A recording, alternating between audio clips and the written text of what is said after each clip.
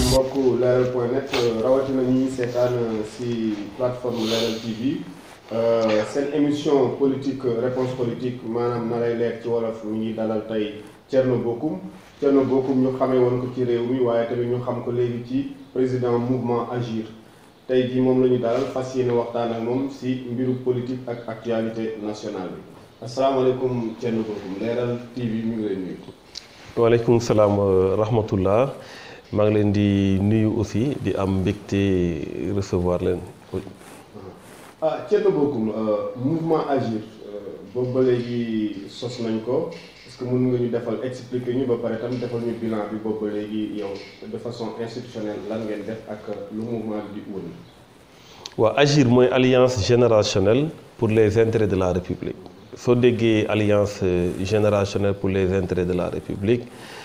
c'est parce que dañoo def dox seetlu ci situation réew mi nu muy doxee ñu gis ne toujours sénégalais yi dañuy am ay difficultés yu liées ak façon bu ñuy yore réew mi bi nga xamante ne méngoowul ak façon bu ñu ko war a yore te sénégalais yi bëggee ko noonu ñu jàpp ne nag lu koy indi le plus mooy ñu ñuy jiite dañuy am trop intérêt ci yorum réew maanaam appareil de jouissance la ñuy def pouvoir dañ koy jël pour nguuru ci walla ñu amit complexe boo xamante ne day tax ba lu suñu waree défendre intérêt sénégalais yi ñu défendre intérêt ñeneen suñ ginnaaw bañ défendre ñoom seen propre intérêt loolu nag suñ ko seetloo dañu soxla génération boo xamante ne dafa désintéressé dafa décomplexé loolu rek moo mën a changer réew mi ñoo xamante ne su intérêt Sénégal taxawee ñu défendre ko sans complexe ñoo xamante ne yërëm nañu population yi situation yi ñuy dund moo tax ñu ne alliance générationnelle mais dañ gëm ne suñu génération dafa bëri le leadership dafa tas maanaam maa ngi woon ci Saloum bi au Saloum yàggul am na ay paysans béykat yoo xamante ne suñ la waxee ci mbirum béy nga xam ne ñii ay leader lañu fu ñu nekk lu ñu xam man xawma ko ci artisans yi la même chose ci feneen la même chose moo tax dañ jàpp ne alliance moo war a am ñun ñëpp nga xamante dañu bëgg Sénégal dox dañu war a dajaloo te ñu gëm ne loolu rek moo war a mun a tax mbir yi changer loolu moo indi alliance générationnelle pour rek ñu défendre les intérêts de la République parce que la République dafay transcender lépp muy position partisane muy parti politique muy idéologie daf koy transcender donc dañ jàpp ne tey li war mooy tabax Sénégal defar Sénégal ànd ko ay nit yoo xamante ne am nañ compétence bu war am nañ vertu bu war. loolu da ngeen théoriser comme nu nit ñi di wax troisième voie wala benn alternative bu crédible la rek. non troisième voie deuxième voie ak première voie moo si yem c'est-à-dire que li si am solo mooy képp koo xamante ne bëgg nga def si réew mi da ngay dem wax ak ñu dëkk si réew mi parce que sénégalais yi ñoo moom Sénégal ku fii am ndomba tànk aussi buy war a mën a tax nga défendre intérêt population yi day fekk ñoom seen bopp ñu bëgg ko moo tax ñun suñu yitte mooy dem si sénégalais yi dem seeti sénégalais yi waxtaan ak ñoom moo tax ñu entamé tournée nationale et internationale depuis boobu ba léegi nekkoon dans le Bawol nekk dans le Saloum continuer suñu tournée pour wax ak sénégalais yi parce que le but mooy impliquer sénégalais yi am une démarche inclusive pour war leen na leen mbir yi il faut que mu changer situation bii ñu nekk mënul continuer mu ñu bàyyi ñu continuer di nekk dans un cercle vicieux boo xamante ne mën nañ changer sax bopp yi waaye daanaka même pratique yi lay doon loolu amul njëriñ. waaw Thierno Bocoum gis nañu fan yi le président Macky Sall mu dem booru Kaolack ak Fatick inauguré na fa nag ay infrastructures yu bare am na ñu wax ni sur fond de campagne électorale mais am na ñu wax tam de façon républicaine ni bon liggéey dafa liggéey donc daf ko war inauguré yéen en tant que acteur politique nan nga analyser tournée boobu. waaw tournée président de la République doon def ay inauguration lu jaadu la war a mën a doon loolu warul poser problème le seul problème peut-être buy am mooy parfois dañ koy mbubboo tournée économique parce que soo xoolee jëfin yu fay am day méngoog daanaka campagne électorale parce que day doon occasion mu recevoir ay nit yoo xam dañu ànd ak moom day am occasion mu def ay bain de foule da koy jox occasion mu def ay promesses def daanaka discours politique. loolu nag wute na ak inauguration peut-être da nga si war a yem rek ak wax lu jëm ci infrastructure bi. non li mu def la pour peut-être dem saafonteeg population yi peut-être il sent aujourd'hui la nécessité dem waxtaan ak population mais particulièrement foofu mu dem muy le Saloum ñun dañ fa jóge bàyyi fa situation boo xam ne situation bu doy waar la par rapport ak béykat yi surtout mbirum gerte gi waaw moo tax président de la République su demee si yu mel noonu lu muy njëkk a def mooy wax promesse yu mu defoon boobu ba léegi fan la si toll lan la si def moo gën muy def ay promesses yu bees parce que population yi tamit su dee yaakaar nga ne dañu amnésique dañuy fàtte dafay xaw a doy waar population yi duñu fàtte foofu dafa promettre woon ne ñoom suñu béyee seen béy ba pare gerte gi dinañ ko jënd si 210 francs lañ ko war a jëndee le kilogramme ba fii may wax ak yow ñoom gisuñu kuy jëndee 210 francs seen situation mu ngi compliqué parce que gerte gi insectes yi ñu ngi ko commencé attaquer am na yu yàqu ensuite dañuy obligé di brader seeni récolte parce que nag béykat bi amul salaire par mois su demee béy lu muy béy ak coono yu mu laaj yëpp daal di ñëw pour daal di jaay gerteem mun si suturlawu mais plus nga koy xaarloo plus problème yi mii di taxaw problème yi jëm na si dafa war a faju dafa war a dund dafa war a yor njabootam et cetera donc day obligé brader parfois récolte am loolu moo am actuellement au Saloum alors ñu dégg nag mu wax na ne nañu xam ne su dee gerte gi demee na noonu c'est parce que production bi mooy production record production bu mag a mag la boo xamante ne ñoom xalaat vraiment ñoom ñoo ci liggéey sax pour mu toll noonu waaw ñu jaaxle ci loolu parce que su dee da nga def ay investissement ci mbay mi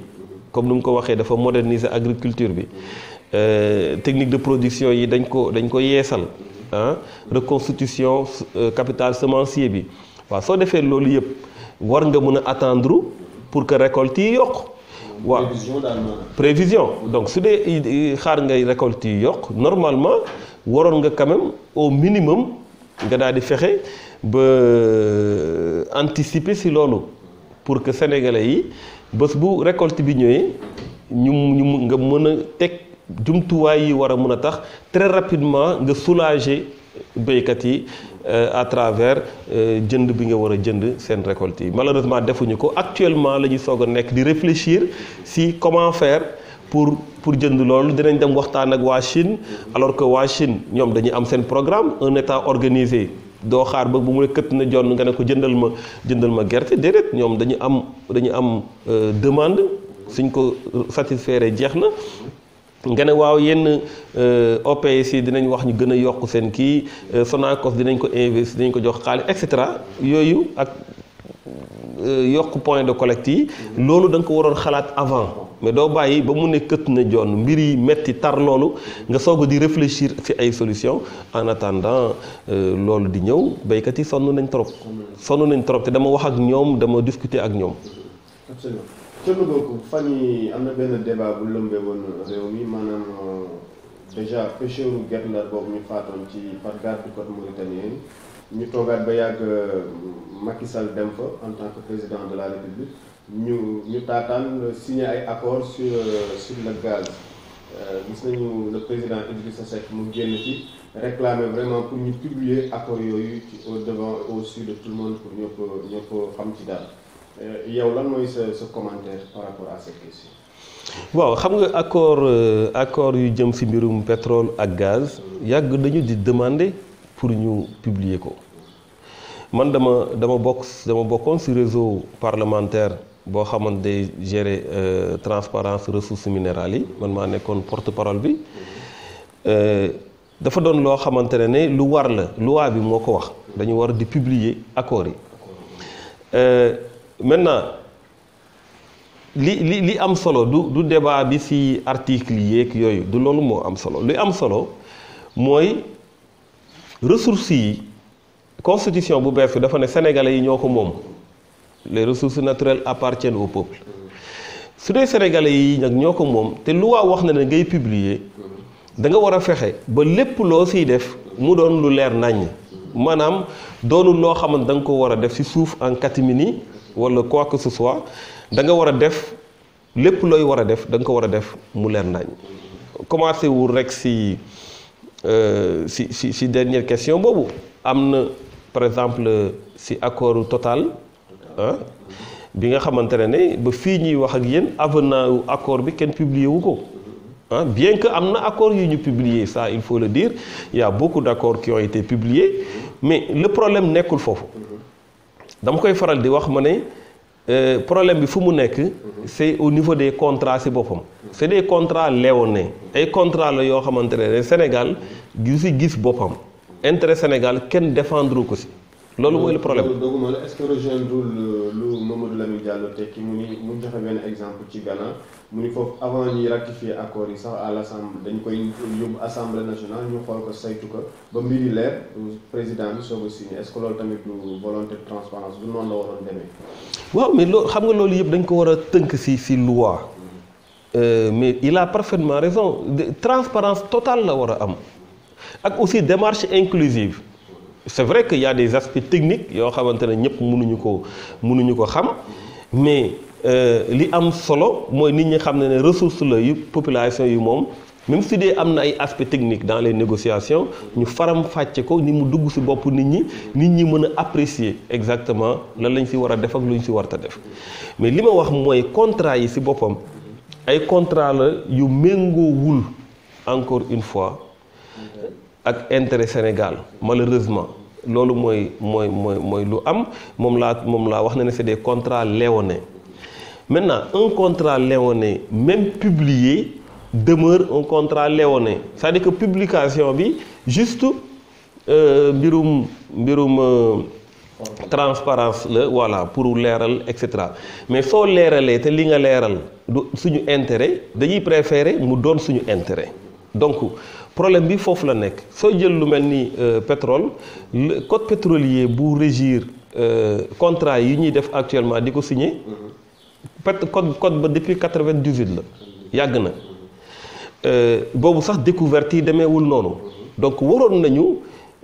am na code pétrolier bu nekk dans le circuit waroon nañu gaaw voter ko pour que mu jël en compte les intérêts des populations si fiscalité si partage yi ñu war a def de production si lépp mu jël ko en considération mais malheureusement defuñu ko dañ ko retardel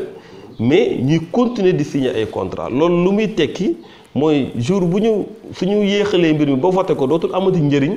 parce que code boobu du am effet rétroactif du ñëw régir contrat yu ñuy signé ba pare donc loolu mooy un peu le problème mooy par rapport ak négociation ak intérêt bu sénégalais yi ñu war a défendre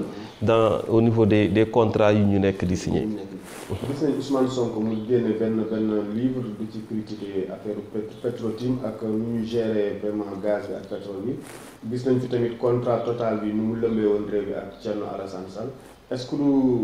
da nga yaakaar ni Sénégal amul un problème si management ressources naturelles yi suñu gisee ni zircon commencé na fi ñëw gaz bi pétrole bi ak or beeg yooyu management vraiment les ressources naturelles au Sénégal lan nga ci xalaat. mais loolu bokk na ñun si suñu combat parce que xam nga Massène sooy xool tey pays yoo xamante ne am nañ ay ressources naturelles yu takku seen développement si ressources yooyu lañ koy financer am na dëkk Afrique yoo xamante ne loolu wax naa ko benn jour si benn ndaje ma ne signature contrat dafa war a nekk genre mun nañ ko tuddee genre politique publique maanaam dafa mel ni da ngay élaborer benn politique publique signature bi dafa war a nekk acte de mise en œuvre nan laa ko mën a expliquer mooy su dee gis ngeen découvrir ngeen dara ñu war ko signer parce que day am exploration am exploitation mais su dee dañ ko war a exploiter nga war si signer da nga war a am benn programme bu jëm si loolu ne par exemple lii suñ ko signer suñ fi amee lii loolu fii lay dem ak fii dinañ si investir pour ndaw yi école par exemple ñu bañ leen a dàq ci privé yi ñu mën a tabax université yu bees recruter ay enseignants dinañ ci jàppale enseignants yi dinañ ci jàppale personnel de santé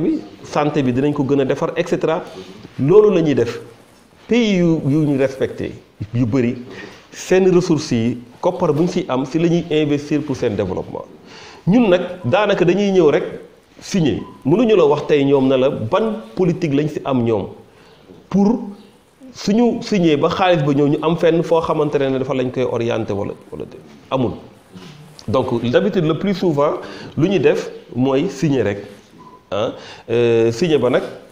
nga signer pour am ci as tuut xawma après maintenant nga sacrifier toute une génération dafa doon loo xamante ne lu doy waar la donc ñun dañ jàpp na ne dañu war a encore davantage orienter mbirum ressources naturelles yi pour mu financer suñu développement waaye su dee da nga ko signer ak signature boo xam ne contrat bi baaxul ak règle institutionnelle ak réglementaire yoo xamante ne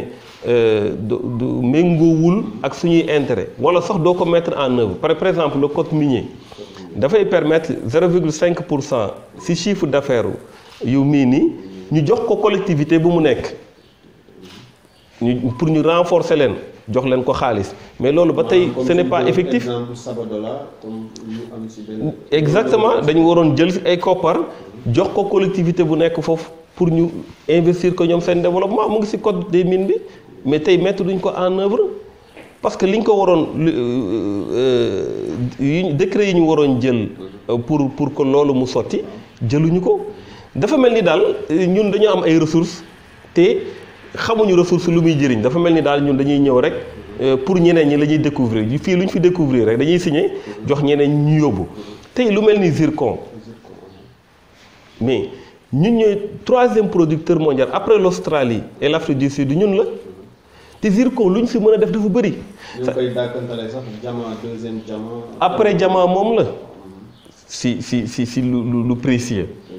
waaw mais lu mel noonu su amee si réew mais dafa war a feeñ fenn.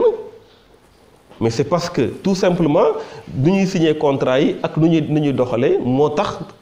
ba loolu mënul feeñ ci Sénégalais yi alors que en dehors de ça parce que ressources brutes yi ñuy am même béy bi tey arachide bi dañu sonal mais war nañu imaginer lan lañ ci mën a def nan la ñu war a mën a def à part huile bi lan lañ ci mën a def ay industrie yoo xamante ne daf koy traiter pour que toujours du doon jaay rek mu dem déedéet da ngay jël aussi loo xam ne da nga koy defar pour transformer ko de même que zircon bi tey am na produit yu bëri yoo xam ne daf siy dugg kii yu bëri daf siy dugg produit pharmaceutique yi textile lu mel ni même ay nucléaire fu ne lay dugg loolu tey waroon nañu ñun xool imaginer nan la ñuy def pour zircon bi au lieu ñuy jël rek di yóbbu ñu xool ñun nan la ñuy mën a ñun di exploiter di def fii di defar suñu réew donc yooyu mooy aspect yoo xamante ne dañ gis ne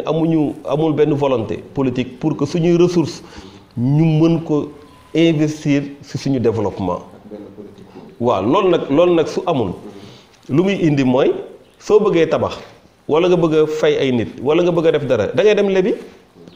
xam nga loolu moo doy waar nga yoral nit xaalis dem lebi xaalis pour fay ko moom. après nga dem di fay bor bu nga leb ak ay intérêt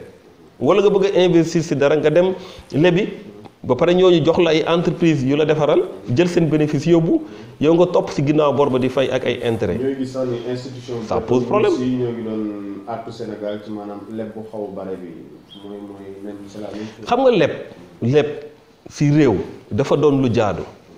mais soo déggee leb mooy nga dugal ko foo xamante ne dafa lay indil dara. suba c'est comme ñuy créer seen entreprise rek da ngay dem banque mu lebal la accès au crédit moo tax day chaque fois ñu koy casse pour nit ñi ñu mën a accéder au crédit nit ñi dañu war a mën a dem di leb parce que doo mën a àttan lépp waaye day fekk nga dugal ko foo xamante ne après dina la jural dara waaye leb pour gis leen ma pour def loo xamante ne amul presque incidence ci suñu développement alors que am na yeneen ak yeneen yuy xaar. tey éducation bi gis ngeen nu mel santé bi gis ngeen nu mel monde rural bi gis ngeen nu mel nga jël 1000 milliards def ko ci benn terre est-ce que loolu jaadu na. lu mel ni PUDC 2014 ba léegi nga defoo si lu dul 145 milliards te nee nga c'est ton plus grand projet pour te projet d'urgence la ñun dem nañ ay dëkk yoo xamante ne pour nga yegg fa problème la te amuñu courant amuñu ndox.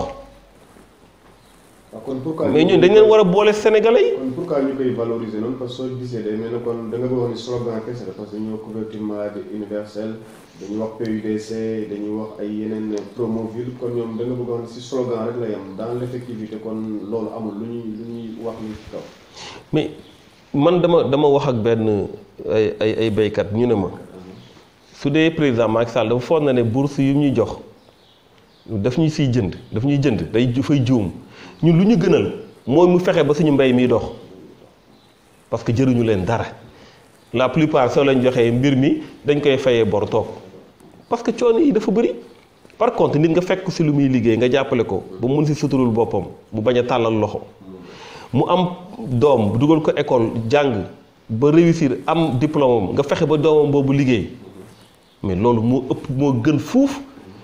25 000 francs sur 3 mois. 200 et quelques mille francs par jour nga xam ne du ko jëriñ dara. CMU yu ngay wax finalement nan la mujjee hôpitaux yi dañu endetté wu dinañ dem ba ñii war a faj malade yi ñoom ñooy malade si boppam muy hôpitaux yi loolu mooy mbir mi parce que tey am na hôpitaux yu bëri yoo xamante ne dañu am ay difficultés ndax dette bu leen xoj te loolu yëpp nee naa la si ay leb la rek tey. Sénégal dafa am problème de trésorerie loolu mooy mbir mi dañ ko wax soo xoolee situation sociale bi luy yëngut yëpp mbirum xaalis la du leneen mais nan la Sénégal bañ a amee bañ a ñàkkee am problème de trésorerie su dee seen investissement yëpp dañ koy def pour ñeneen ñun amuñu benn ressource bu ñu defal pour ñun même croissance bu ñuy wax croissance yokkute la mais yokkute boobu wàccul si ñun. parce que secteur yu muy yokk secteurs yooyu ñooñu dañuy jël bénéficier yëpp yóbbu seen réew loolu mooy le problème moo tax ñu am ay problème difficulté financière. absolument Thierno Bocoum léegi ñu wax ci leneen maanaam politique pure et dure ñoo ngi gis ni yow xamee woon nañ la comme vraiment un lieutenant du président Idrissa Seck moom lañ doon gis ngay nekk ci ginnaawam gis nañ fan yi vraiment président Idrissa Seck apparaît vraiment comme le leader entre guillemets incontesté de l'opposition ak pig yu mu sànni Macky Sall maa ngi dégg sax Aliou Sow muy wax ni vraiment sortie bu mu def bi dafa camp présidentiel bi da leen ébranlé yow instant bi ak ni nga beroo def sa mouvement est-ce que amoo un peu pincement du cœur yow instant bi combat bi nga waroon mën a nekk ci wetam. waaw xam nga sama diggante ak président Idrissa Seck ça n'a rien à voir ak 2019 ak 2024 ak 2000 leneen wax naa ko waxaat ko looloo tax d'ailleurs je ne peux pas m'épancher si lu tax ma dem ak li tax tey mënuma nekk ak moom donc ça n'a absolument rien à voir man le seul regret que je pourrais avoir dans ma vie mooy bañ a topp samay convictions ak samay principes te fii may wax ak yow je suis très à l'aise dans ce que je suis en train de faire parce que je défends les populations je me bats pour les populations maa ngi ànd ak ay nit yoo xamante ne ay sénégalais lañu nekk dans la diaspora nekk au Sénégal di liggéey pour changer de paradigme dans ce pays mu doon lu jafe mais mu doon lu yomb en même temps li tax mu doon lu yomb parce que la majorité des sénégalais ñu gëm na ne en tout cas que ne mbir yi dafa war a changer ñu ëpp que ñu gëm na ne mbir yi daa war a continuer ni muy doxee boobu ba léegi donc liggéey bu c'est un chantier bu doy waar boo xam dañ si am mbégte lool parce que liggéeyal sa réew la donc ñu ngi si vraiment avec beaucoup de joie et parce que looy def tant que booy dox malgré les difficultés et tout mais tant que boo teg rek xam nga ne sa réew nga ko defal te ñun na dañ jàpp na ne dans la vie il faut donner un sens à sa vie le sens qu'on donne à notre vie c'est de nous battre auprès des populations donc loolu si loolu lañ nekk loolu lañ mës a nekk loolu lañ continuer nekk donc il y a aucun problème. Absolument. Thierno Bocoum actualité judiciaire bi mi ngi kii moo ko marqué procès Khalifa Sall avec ses co-prévenus bon bari na am spécialistes yi génn di wax ci fonds politique caisse d'avance maanaam day indi rek débat wu ndax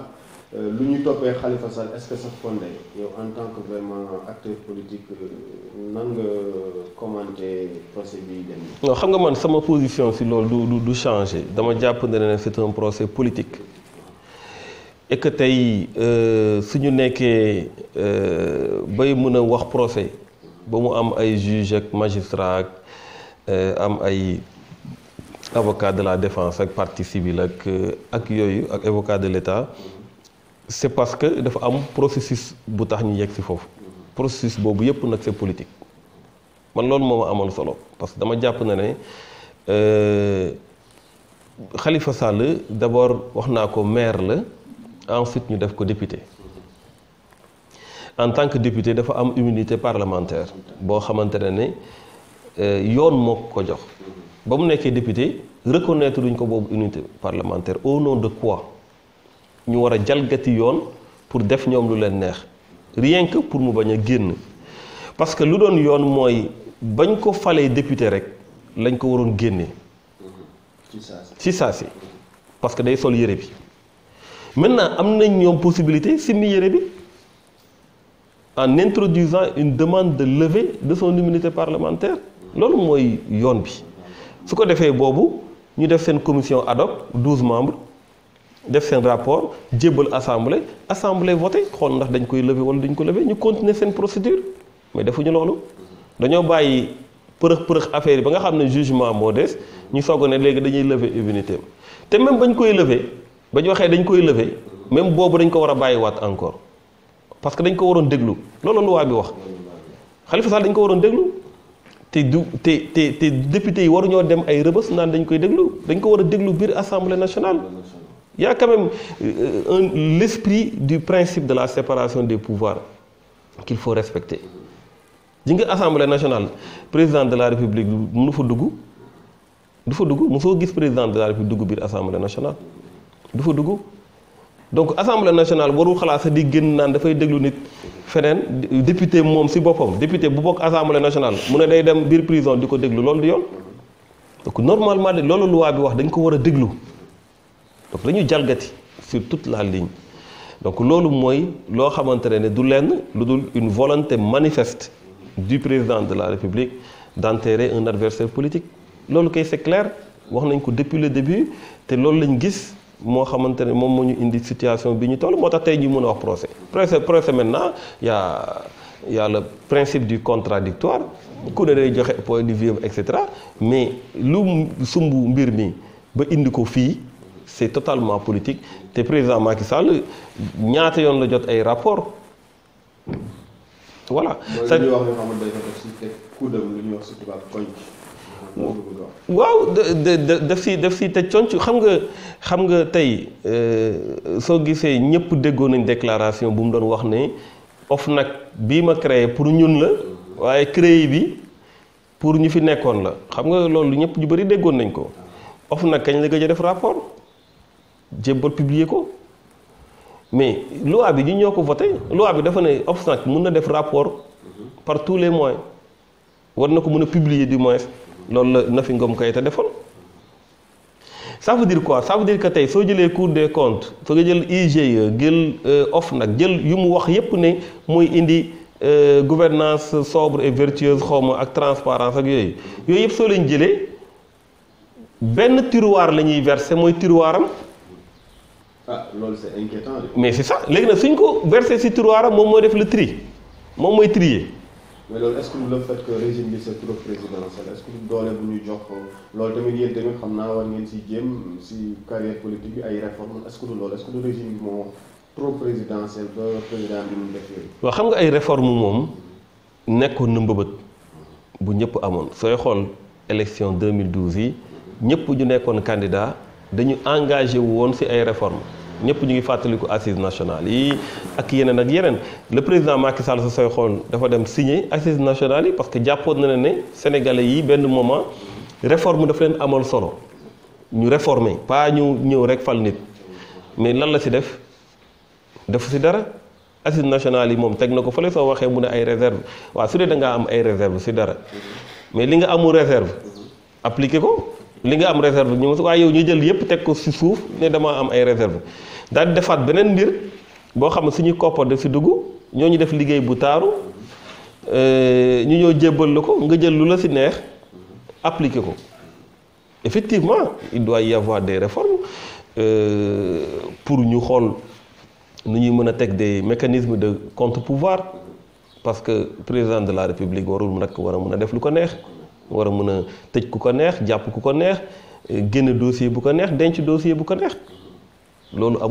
amul benn sens. baaxul ci démocratie. ca la bokkum dialogue national bi gis nañ ni dafa xaw am problème fan yi démb sax gis nañ ni par décret dañu wax ni révision exceptionnelle des listes électorales day commencer def naa 1er mars bi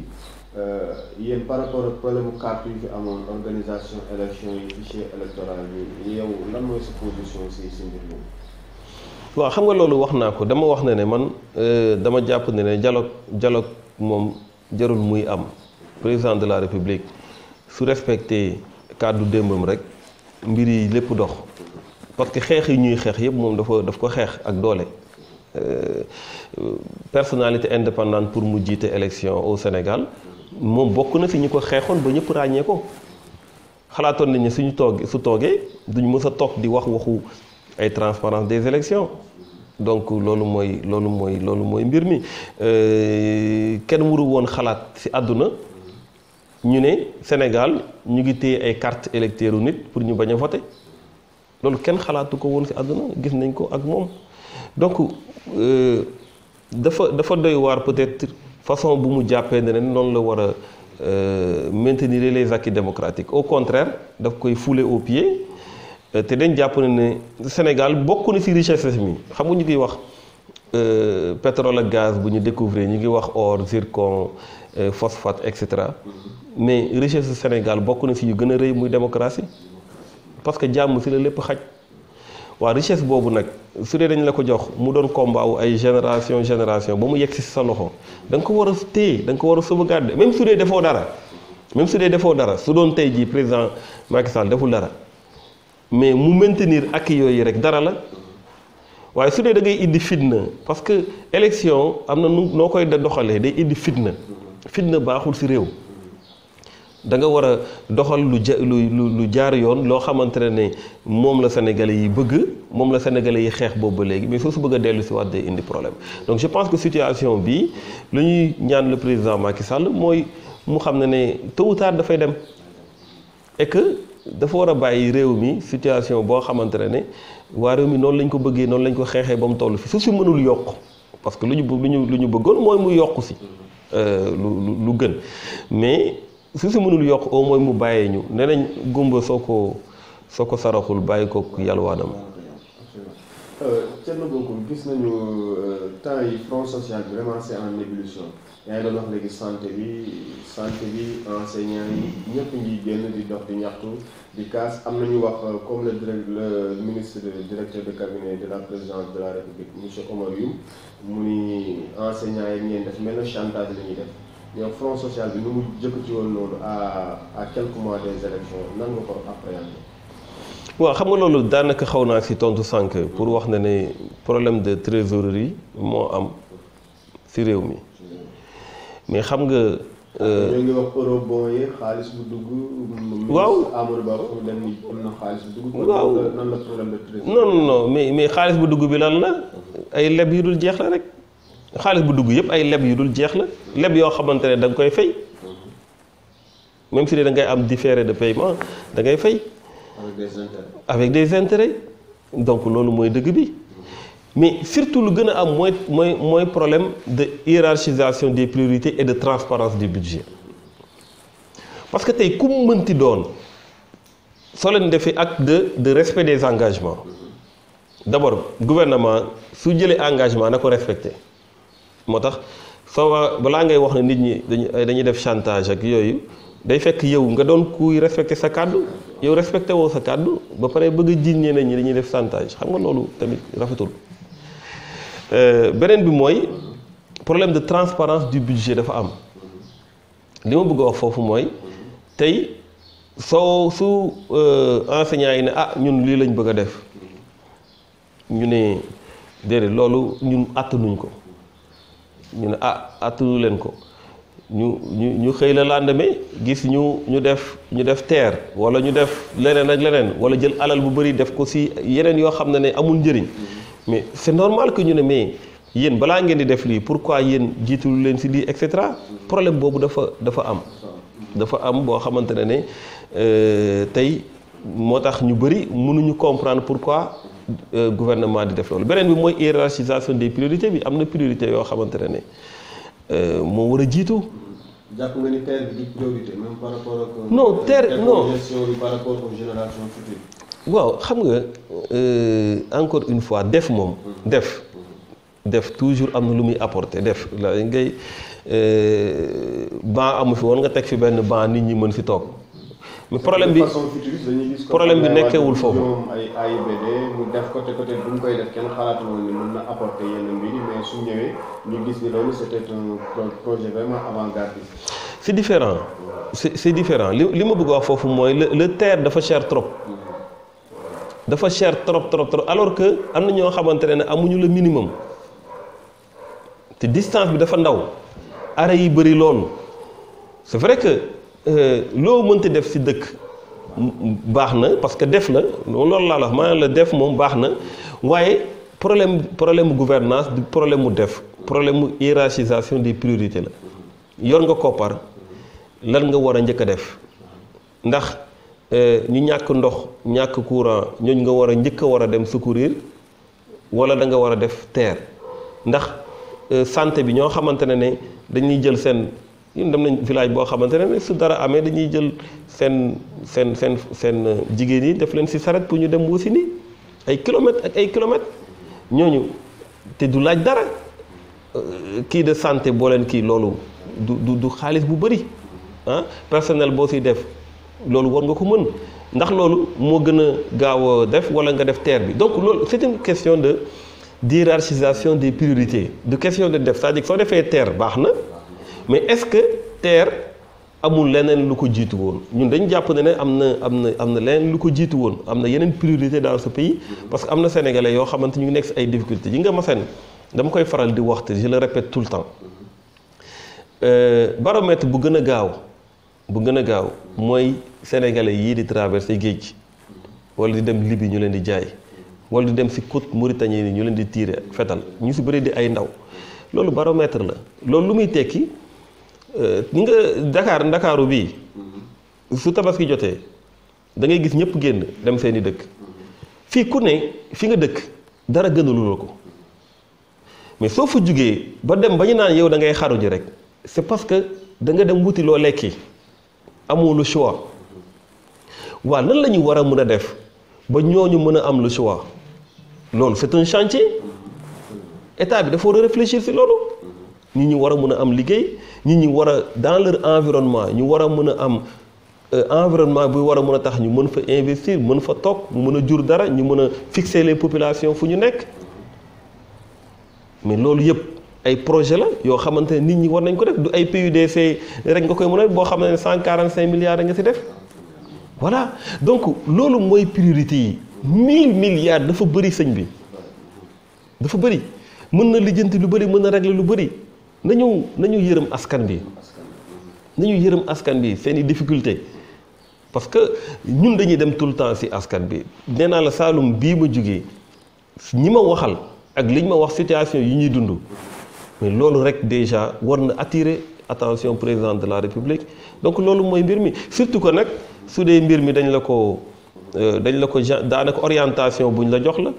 parce que entreprise buy waaj a fayit ñu fexe ba amal ko projet fenn terre bi gisoo ko ci yoonu yokkute gisoo ko fenn donc xam nga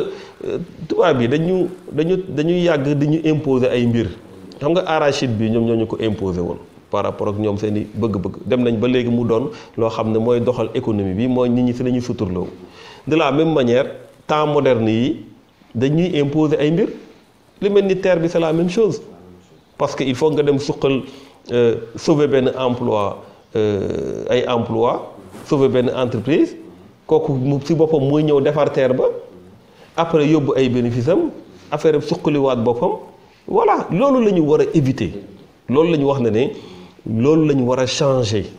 c'est-à-dire mën nañ am terre Sénégal mérité na am terre mais nañu gestu santé bi gestu askan bi gestu agriculture bi gestu enseignants yi gestu ñeneen ak ñeneen ak ñeneen ñoo xamante ne tey war nañu fexe ba seen condition amélioré wu. Thierno Bocoum suñu déggee par rapport ak élection législative yi le président Idrissa Seck mi ngi doon wax maanaam si nasaraan laa koy wax mu doon la vanité et la stupidité des querelles de leadership mu ni loolu moo yàqal opposition bi mais dafa mel ne par rapport ak perspective présidentielle 2019 candidature plurielle yi moo war a gën a importante yow lan mooy sa position si loolu. waaw xam nga man li ma wax si mbirum candidature yi leer na li ma si wax mooy candidature unique